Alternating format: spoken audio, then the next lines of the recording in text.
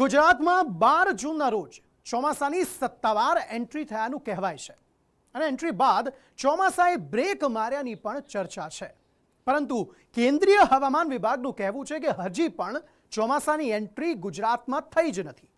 આ બધી thunder storm activity છે, તો હાલ રાજ્યમાં પડી રહેલા વરસાદને લઈને હવામાન શાસ્ત્રી અંબાલાલ કાકા કહી રહ્યા છે કે ચોમાસાની બ્રેક ઢીલી પડી છે, ચેતજો।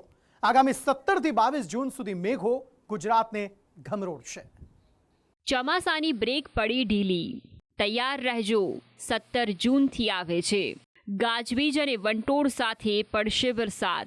ગુજરાતના હવામાન વિભાગ અને કેટલાક હવામાન નિષ્ણાંતોના મુજબ ગુજરાતમાં 12 જૂનના રોજ ચોમાસાએ વિધિવત એન્ટ્રી કરી લીધી છે, પરંતુ પવનની ગતિ બદલાતા ચોમાસા પર એક સપ્તાહની બ્રેક લાગી છે, જેના કારણે કેટલાક વિસ્તારમાં વરસાદ રોકાયો છે। જો કે હાલ સૌરાષ્ટ્રમાં મેઘાવી માહોલ જામ્યો છે। ભાવનગરના પાલીતાણા, સિહોર તેમજ સુરેન્દ્રનગર અને રાજકોટના કેટલાક વિસ્તારમાં મેઘાની પધરામણી થઈ છે। જાણીતા હવામાન શાસ્ત્રી અંબાલાલ કાકા કહી રહ્યા છે કે ચોમાસા પર લાગેલી બ્રેક ઢીલી પડી છે। 17 જૂનના રોજથી રાજ્યમાં ચોમાસું સક્રિય થશે અને 17 થી 22 જૂન સુધી મેઘો ગુજરાતને ઘમરોળશે। 17મી થી 22માં એક વિન્ડ ગસ્ટ જબરદસ્ત આવે છે। પવન જે છે, પવનની તેજ ગતિ આવશે, આંધી વંટોળનું પ્રમાણ વધશે અને આ પવનની તેજ ગતિના સપાટા સૌરાષ્ટ્રના દક્ષિણ ભાગમાં, ભાવનગરના ભાગમાં, બાબરા, બોટાદ, બરવાડા, આ ઉપરાંત દક્ષિણના ઘણા ભાગો અને ખંભાતના ભાગો, ગોધરાના ભાગો, તારાપુરના ભાગો, ખેડા જિલ્લાના કેટલાક ભાગમાં વિન્ડ ગસ્ટ જબરદસ્ત છે। મિથુન રાશિમાં સૂર્ય લગભગ આજે રાત્રે આવશે, એટલે પવનની તેજ ગતિ રહેશે અને કોઈ ભાગમાં ગાજવીજ સાથે વરસાદ થવાની શક્યતા રહેશે। પરંતુ 17 થી 22 તારીખનું આ જે છે એ પવનનો સપાટો જબરદસ્ત છે અને તારીખ 21 થી 25માં ગુજરાતમાં આજના નક્ષત્રમાં કેટલાક ભાગમાં વરસાદ થવાની શક્યતા રહેશે। ચોમાસા પર રાજ્યના ખેડૂતો ચાપતી નજર રાખીને બેઠા છે, પરંતુ હવામાન વિભાગના જુદા જુદા નિવેદનોએ લોકોને મૂંઝવણમાં મૂક્યા છે। કેન્દ્રીય હવામાન વિભાગ કહી રહ્યું છે કે ગુજરાતમાં હજુ ચોમાસું બેઠું નથી, તો રાજ્યનું હવામાન વિભાગ કહી રહ્યું છે કે ચોમાસું દક્ષિણ ગુજરાત સુધી પહોંચી ગયું છે। अभी हम बहुत खास मतलब इतना एश्योरेंस के साथ हम गुजरात के एडवांस के बारे में नहीं कह सकते, इसीलिए हम कोई स्टेटमेंट नहीं दे रहे हैं। जब भी हमें लगेगा कि गुजरात में एडवांस होगा और ये सिर्फ थोड़ा सा थंडरस्टॉर्म हुआ उससे एडवांस हो जाए, उसका कोई मतलब नहीं है। बारिश सस्टेन होनी चाहिए, सदर्लीज साउथ वेस्टर्लीज सस्टेन होनी चाहिए, और ये जो क्रॉस इक्वेटोरियल फ्लो स्ट्रेंथन होने चाहिए। ये सब देखते हुए तभी हम गुजरात के ऊपर मानसून डिक्लेयर कर सकते हैं। अभी वो स्थिति हमें मैप्स में, मॉडल फोरकास्ट में नहीं दिख रहा है, इसीलिए हमने गुजरात को अभी अपडेट नहीं किया।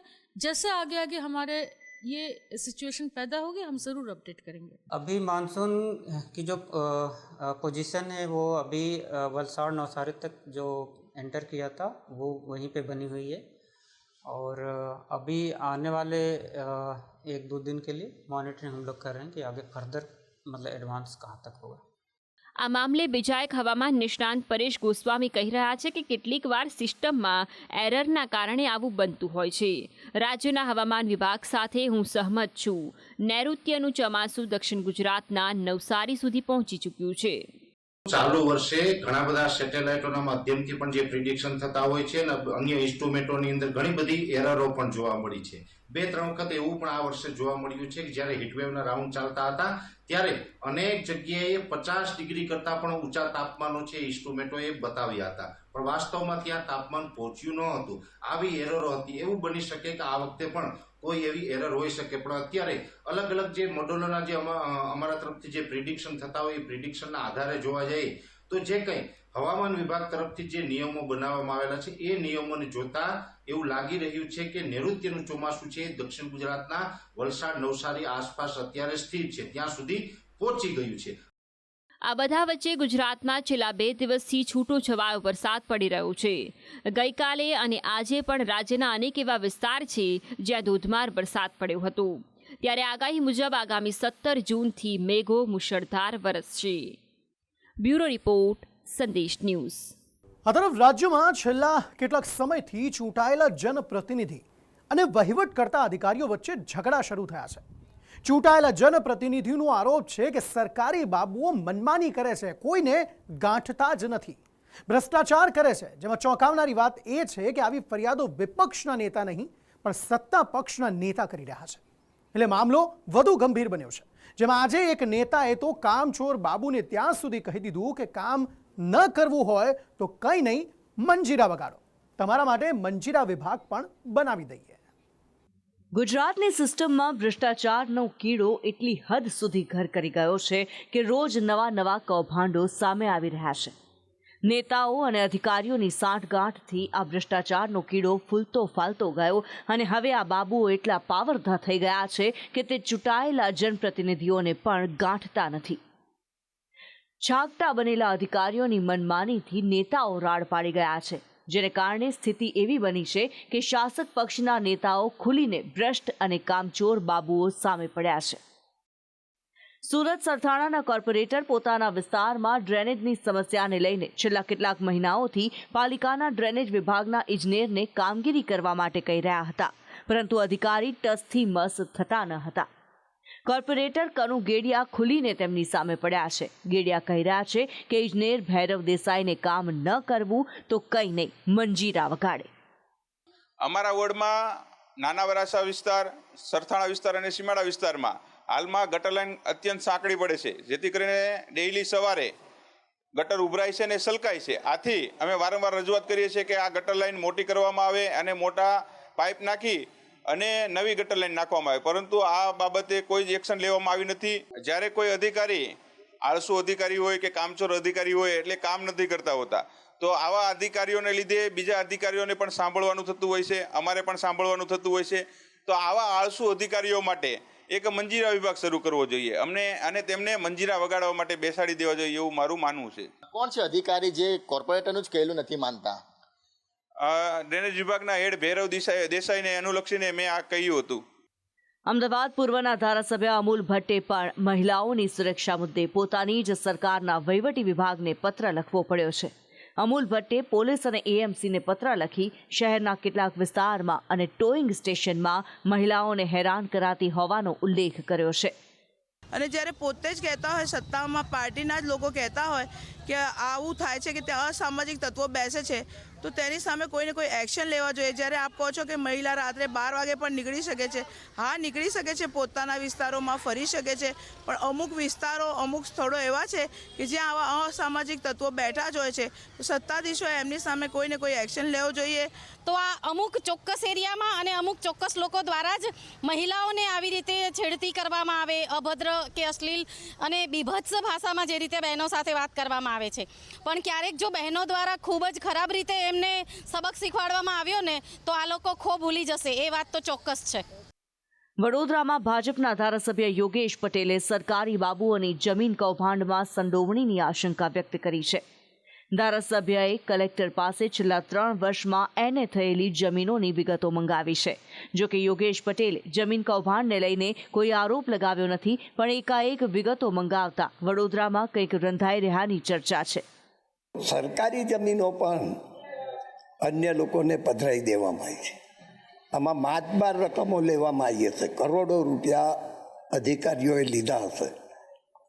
તો આવા કેસોમાં પણ તમે પૂરેપૂરી તપાસ કરો ને જો સરકારી જમીન કોઈ પણ જણને પધરાઈ દીધી હોય એની ઉપર ફોજદારી કેસો થવા જોઈએ. અને હું કોઈ અધિકારી, પર્ટિક્યુલર અધિકારી ઉપર આંગળી નથી કરતો. શહેર હોય કે ગામડા, અધિકારીઓની કેવી મનમાની ચાલે છે તે તમને છોટાઉદેપુરના સંખેડાના ધારાસભ્ય અભયસિંહ તડવી કહેશે. લોકોની ફરિયાદના પગલે તે નસવાડી જૂથ ગ્રામ પંચાયત ગયા હતા. ત્યાં જઈને તેમણે વહીવટદારને બોલાવ્યા, પણ અધિકારી એટલા બેફામ કે કલાક બાદ પણ આવ્યા નહીં. ઠપકો આપવા ગયેલા ધારાસભ્યને વિલા મોઢે પરત ફરવું પડ્યું. ઘણા વખતથી વહીવટદાર શ્રી જીએસ એક તરફ ગામ લોકોની, કાર્યકર્તાની, બધાની મને ફરિયાદ હતી કે સમયસર ઓફિસમાં આવતા નથી, એના ઘરે જ ઓફિસ ચલાવે છે, બધાને ત્યાં બોલાવે છે, ઓફિસમાં બેસતા નથી, એવી ફરિયાદ મને મળી છે. અને આ વહીવટદારો કામ ના કરતા હોય તો એની બદલી તાત્કાલિક કરવી જોઈએ.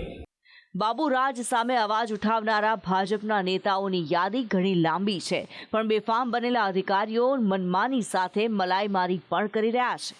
ગુજરાતમાં છેલ્લા 2 વર્ષમાં લાંચના કેસોમાં 16.5% વધારો થયો છે. વર્ષ 2021માં 145 કેસ હતા, જે 2022માં 169 થયા અને વર્ષ 2023માં વધીને 276 પર પહોંચ્યા. જેને લઈને રાજ્યના મુખ્યમંત્રી અને ધારાસભ્ય ઓચિંતી મુલાકાત લઈ બેફામ બનેલા બાબુઓ પર લગામ લગાવવાની કોશિશ કરી રહ્યા છે. આજે ખેડાની મુલાકાતે ગયેલા મુખ્યમંત્રીએ માતર પ્રાંત કચેરીની સરપ્રાઇઝ વિઝિટ કરી હતી. આ સાથે એક કાર્યક્રમમાં ચાપલૂસ અધિકારીઓને ટકોર કરતા કહ્યું હતું કે ચા કરતા કેટલી ગરમ ન હોવી જોઈએ. એક કલેક્ટર ઓફિસ બી જવાના છે. અહીંયા જેમ કીધું ને કે ભાઈ આ કેટલીઓ ગરમ છે, બધી શાંત થઈ જવી જોઈએ. કેટલીઓ ગરમ છે, બધી શાંત થઈ જવી જોઈએ. કેટલીઓ ગરમ છે, બધી શાંત થઈ જવી જોઈએ. રાજ્યમાં ચૂંટાયેલા જનપ્રતિનિધિ અને વહીવટ કરતા અધિકારી વચ્ચે ગજગ્રાહ શરૂ થયો હોય તેવું લાગે છે. બેફામ અને છાકટા બનેલા અધિકારી સત્તાના નશામાં કોઈને પણ ગાંઠતા નથી, જેની સામે નેતાઓએ મોરચો ખોલ્યો છે. પરંતુ જનપ્રતિનિધિ અને અધિકારીઓની લડાઈમાં પીસાઈ ગુજરાતની જનતા રહી છે. તેમની સાથે લૂંટ થઈ રહી છે, કામ ટલ્લે ચડી રહ્યા છે. બ્યુરો રિપોર્ટ, સંદેશ ન્યૂઝ. તો દેશમાં પ્રી મેડિકલ એક્ઝામ નીટની ભારે ચર્ચા છે. દેશના 24 લાખ વિદ્યાર્થીઓએ આ પરીક્ષા આપી, પરંતુ તેમાં ગેરરીતિ થયાના આરોપો અને ગ્રેસ માર્ક્સનો મામલો હવે ભારે હંગામેદાર થયો છે. જોકે હવે સુપ્રીમ કોર્ટથી વિદ્યાર્થીઓને રાહત મળી. ગ્રેસ માર્ક્સવાળા વિદ્યાર્થીઓ 23 જૂનના રોજ ફરી પરીક્ષા આપશે. બીજી બાજુ પરીક્ષામાં થયેલી ગેરરીતિ મામલે સીબીઆઈ તપાસની પણ માંગ કરવામાં આવી છે. નીટ એટલે મેડિકલની entrance test, national eligibility cum entrance test. 2024ની નીટની પરીક્ષા બાદ પરીક્ષાના સિસ્ટમની જ પરીક્ષા લેવાઈ રહી છે. નીટ 2024ની પરીક્ષા ભ્રષ્ટાચાર, પેપર લીક, ગેરરીતિ, કૌભાંડથી ઘેરાઈ. ગુજરાતના ગોધરાથી નીટની પરીક્ષામાં ગેરરીતિનો મોટો ખુલાસો થયો હતો, જેમાં પૈસા આપી વિદ્યાર્થીઓને પેપર લખાવતા હોવાનું કૌભાંડ ખુલ્યું હતું, જેમાં એક શાળા અને કોચિંગ ક્લાસની સંડોવણી ખુલી હતી. આ સાથે બિહારમાં પણ નીટના પેપર લીક મામલે પોલીસ ફરિયાદ નોંધાઈ છે, જેમાં કાર્યવાહી કરતા બિહાર પોલીસે 19 લોકોની ધરપકડ કરી, જેને લઈને આ મામલે સીબીઆઈ तपासની માંગ કરવામાં આવી રહી છે. गोधरा एक गुजरात में सेंटर था जिसमें मैनिपुलेशन की खबरें आई थी. लोग कुछ कैंडिडेट्स ने अलग अलग स्टेट से, उड़ीसा से, झारखंड से, कर्नाटक से, छत्तीसगढ़ से 1,000 2,000 किलोमीटर दूर से सेंटर चूज़ किया था गोधरा का, क्योंकि उसके अंदर उनकी पहले से सेटिंग हुई थी. एक तुषार भट्ट और परशुराम रॉय का नाम सामने आया था. उसके बाद पुलिस ने FIR दर्ज करी थी, उसमें 16 लोगों को अरेस्ट किया था और रिमांड पे भेजा. तो सुना है कि 5 लोगों की अरेस्टिंग हुई है? नहीं, 16 लोगों की अरेस्ट. इनिशियली 5 को किया था, उसके बाद 16 का आया था. हाँ जी. तो उसमें इन्होंने 10-10 लाख रुपए लेके बच्चों को कहा गया था कि आपको OMR शीट में अपनी सिर्फ डिटेल्स फिल करनी है, उसके बाद आंसर्स हम एग्ज़ाम के बाद खुद फिल करेंगे. और हमें लगता है कि ये गोधरा तक सीमित नहीं है, ये आगे भी लार्ज स्केल पे हुआ होगा बाकी स्टेट्स में भी. उसके लिए CBI की जांच होनी चाहिए. આ બધા વચ્ચે નીટનું પરિણામ જાહેર થયું, જેમાં ઇતિહાસમાં પહેલી વખત એક સાથે 67 વિદ્યાર્થીને ટોપર જાહેર કરાયા હતા, જેના માટે NTA ગ્રેસ માર્ક્સને કારણભૂત ગણાવ્યા હતા. ગ્રેસ માર્ક્સ એટલે કે વધારાના માર્ક્સ. સુરત, મેઘાલય, હરિયાણા, છત્તીસગઢ, ચંદીગઢના કેન્દ્રો પરથી ફરિયાદ. 6 કેન્દ્રોના વિદ્યાર્થીઓએ પરીક્ષામાં સમય બગાડવાની ફરિયાદ કરી હતી. આ કેન્દ્રો પર વિદ્યાર્થીઓને 3 કલાક અને 20 મિનિટનો સમય મળ્યો ન હતો. ખોટા પ્રશ્નપત્રનું વિતરણ, ફાટેલી OMR શીટ્સના લીધે થયો હતો વિલંબ. નેશનલ ટેસ્ટિંગ એજન્સી દ્વારા રચાયેલી સમિતિએ તપાસ કરી હતી. ઉમેદવારોના સમયની ખોટને સૂચિત કરવામાં આવી હતી. 6 કેન્દ્રો પર ઉમેદવારોને ગ્રેસ માર્ક્સ આપવામાં આવ્યા હતા. કુલ 1,563 ઉમેદવારોને ગ્રેસ માર્ક્સ આપવામાં આવ્યા હતા. જો કે હવે સુપ્રીમ કોર્ટે આ 1,563 પરીક્ષાર્થીઓના સ્કોર કોડ રદ કરી 23 જૂનના રોજ ફરી પરીક્ષા લેવાનો નિર્ણય આપ્યો છે. ऑनरेबल सुप्रीम कोर्ट ने स्पष्ट किया है उन 1563 स्टूडेंट्स को री एग्जामिनेशन का अपॉर्चुनिटी दिया जाए. પરંતુ સુપ્રીમ કોર્ટે નીટ કાઉન્સેલિંગ પર પ્રતિબંધ મૂકવાથી ઇનકાર કરી દીધો હતો. કોંગ્રેસે આ મામલે પેપર લીક અને મોટા પાયે ભ્રષ્ટાચાર થયાનો આરોપ લગાવ્યો છે. કોંગ્રેસના નેતા મનીષ દોશીએ નિવેદન આપ્યું છે કે નીટમાં માત્ર ગ્રેસ માર્ક્સની સમસ્યા ન હતી, પરીક્ષામાં થયેલું કૌભાંડ એ મોટી સમસ્યા છે. સમગ્ર ગોઠવણ વધુ આગળ ન ખુલી પડે ત્યારે કેન્દ્રીય મંત્રી એક નિવેદન આપે છે જે જવાબદારીથી સંપૂર્ણપણે જોજનો દૂર છે.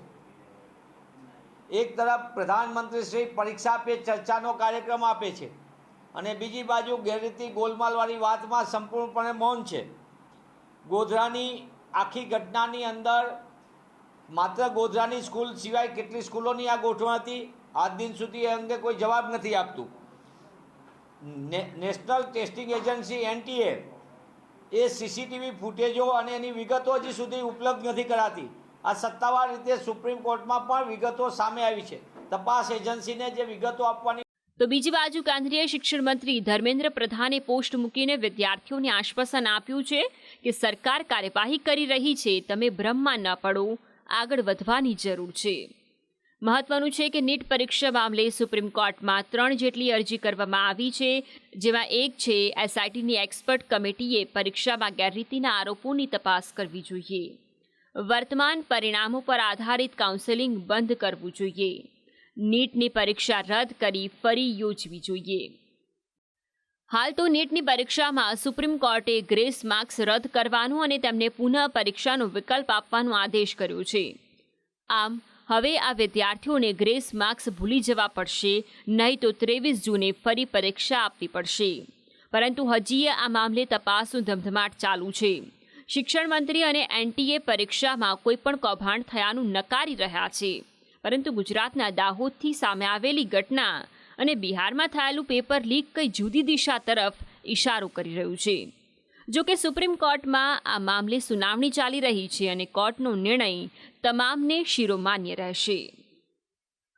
બ્યુરો રિપોર્ટ, સંદેશ ન્યૂઝ. તો રાષ્ટ્રીય સ્વયંસેવક સંઘ અને ભાજપ વચ્ચે બધું બરાબર નથી તેવું છેલ્લા ઘણા સમયથી સંભળાઈ રહ્યું છે. પરંતુ હવે સંઘ અને ભાજપ વચ્ચે મોટો ડખો થયાનું સામે આવ્યું છે. ભાજપના રાષ્ટ્રીય અધ્યક્ષ જગત પ્રકાશ નડ્ડાના સંઘ પરના ચોંકાવનારા નિવેદન બાદ સંઘ નેતાઓના ખળભળાટજનક નિવેદન સામે આવ્યા છે, જેને સંઘ અને ભાજપ વચ્ચેની તિરાડને મોટી કરી દીધી છે. સંઘ અને ભાજપમાં ડખો.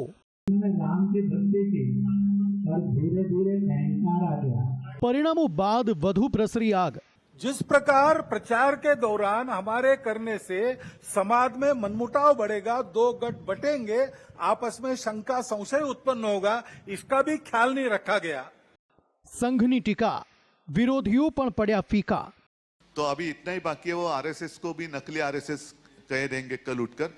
अज्ञांच विश्वस्य देहीश शक्तिम सुशीलम जगदयेन नम्र भवेत.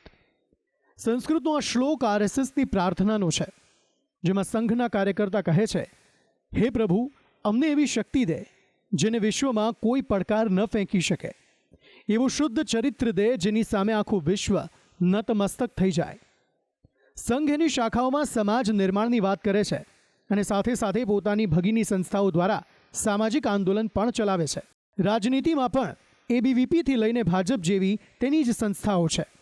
પરંતુ હવે ભાજપ મોટું થઈ ગયું છે, તેને પાંખો આવી ગઈ છે અને ભાજપના રાષ્ટ્રીય પ્રમુખ JP નડ્ડાએ એક ઇન્ટરવ્યૂમાં નિવેદન આપ્યું હતું કે ભાજપ સતત આગળ વધી રહી છે અને હવે પાર્ટી તે સ્થિતિમાંથી વિકસિત થઈને બહાર આવી છે જ્યાં તેને RSSની જરૂર હતી. હવે ભાજપ પોતાના દમ પર સક્ષમ છે અને પોતાનું કામ પોતે કરે છે. RSS એક વૈચારિક મોરચો છે અને ત્યાર પછી દેશનું પરિણામ જેમાં ભાજપને મતદારોએ ડરાવીને જીતાડી છે. સમય યોગ્ય હતો, મોકાની રાહ જોવાતી હતી. સંઘે પોતાની જ સંસ્થાને રોકડું પરખાવાનું શરૂ કરી દીધું. પહેલા સંઘ સુપ્રીમો મોહન ભાગવત અને પછી ઇન્દ્રેશ કુમારે એક મોટો રાજકીય સંદેશ આપ્યો. ये स्पर्धा है, कोई आपस का युद्ध तो है नहीं. जिस प्रकार ये बातें हुई, जिस प्रकार एक दूसरे को लताड़ना हुआ, जिस प्रकार प्रचार के दौरान हमारे करने से समाज में मनमुटाव बढ़ेगा, दो गठ बटेंगे, आपस में शंका संशय उत्पन्न होगा, इसका भी ख्याल नहीं रखा गया. और विनाकारण संघ जैसे संगठनों को भी उसमें खींचा गया। टेक्नोलॉजी का सहारा करके असत्य बातें परोसी गई, नितांत असत्य। क्या शास्त्र का, विज्ञान का, विद्या का ये उपयोग है? ऐसे से देश कैसे चलेगा भाई? आखिर सबको देश ही चलाना है ना। दो पक्ष है, विरोधी पक्ष कहते हैं, मैं प्रतिपक्ष कहता हूं। वो विरोधी नहीं है, उसको विरोधी मानना भी नहीं चाहिए। वो प्रतिपक्ष है, वो एक पहलू उजागर कर रहा है, उसका भी विचार होना चाहिए। राम के भक्ति की और धीरे धीरे अहंकार आ गया। રાજનૈતિક બેડામાં ચર્ચા છે, સંઘે સાથ છોડ્યો છે અને ભાજપના વોટ ઘટ્યા છે। 2024ની આ લોકસભાની ચૂંટણીમાં પોતાના દમ પર સરકાર ન બનાવી શકેલી નવી ભાજપ માટે આ કપરો સમય છે, પરંતુ સંઘ વારંવાર ભાજપને શિખામણ આપતું રહ્યું। પણ તપતા સૂર્યની જેમ જ્યારે દેશમાં ભાજપનો ભગવો લહેરાતો હતો, તેવામાં નાગપુરના એ કેસરી ઝંડાને બહુ મહત્વ ન મળ્યું।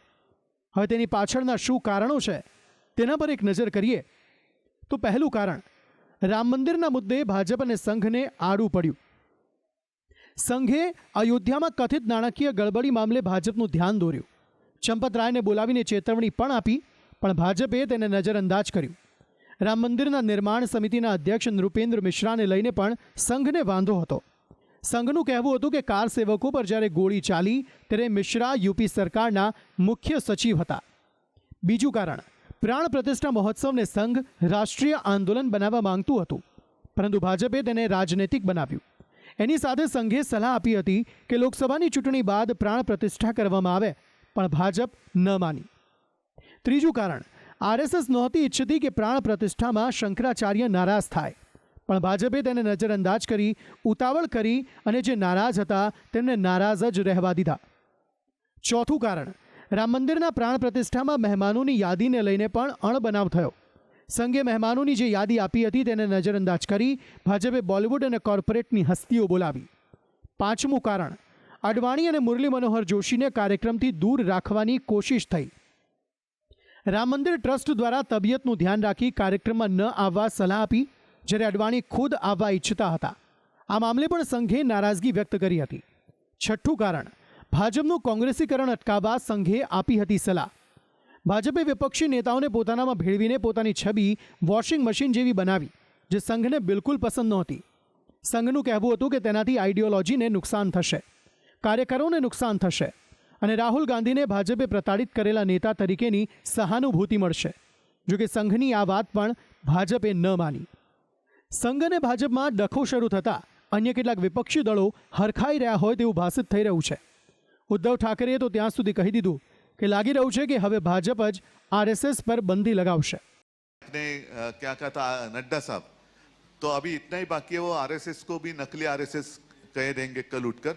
और मुझे तो अभी आरएसएस को खतरा महसूस हो रहा है मुझे, क्योंकि आरएसएस को वो उसके ऊपर वो बंदी लगाएंगे। કોંગ્રેસ નેતા પવન ખેરાએ ઇન્દ્રેશ કુમારના નિવેદન બાદ કહ્યું છે કે સમય વીતી ગયા પછી બોલીને કશો જ ફાયદો નથી। कौन गंभीरता से लेता है आरएसएस को? जब बोलने का समय था तब बोला होता तो सब गंभीरता से लेते, तब आप चुप रहे, सत्ता के मजे आप भी लूट रहे थे। हर जिले में, हर राज्य में आरएसएस के कार्यालय बन रहे थे, तब तो आप चुप रहे। अब जब लग रहा है कि चिड़िया चुग गई खेत, तो बोलने आ गए। कौन सुन रहा है? हाल तो एक बाद एक सामे आवता निवेदनों भाजप અને સંઘ વચ્ચે પડેલી તિરાડને મોટી કરી રહી છે, પરંતુ સૌ કોઈ જાણે છે કે ભાજપ અને આરએસએસ એકબીજા વગર અધૂરા છે। ભાજપને હાલ મળેલી સત્તાની સીડી સંઘે જ આપી છે, જ્યારે સંઘને ભાજપ રાજકીય સંરક્ષણ આપતું આવ્યું છે। બ્યુરો રિપોર્ટ, સંદેશ ન્યૂઝ।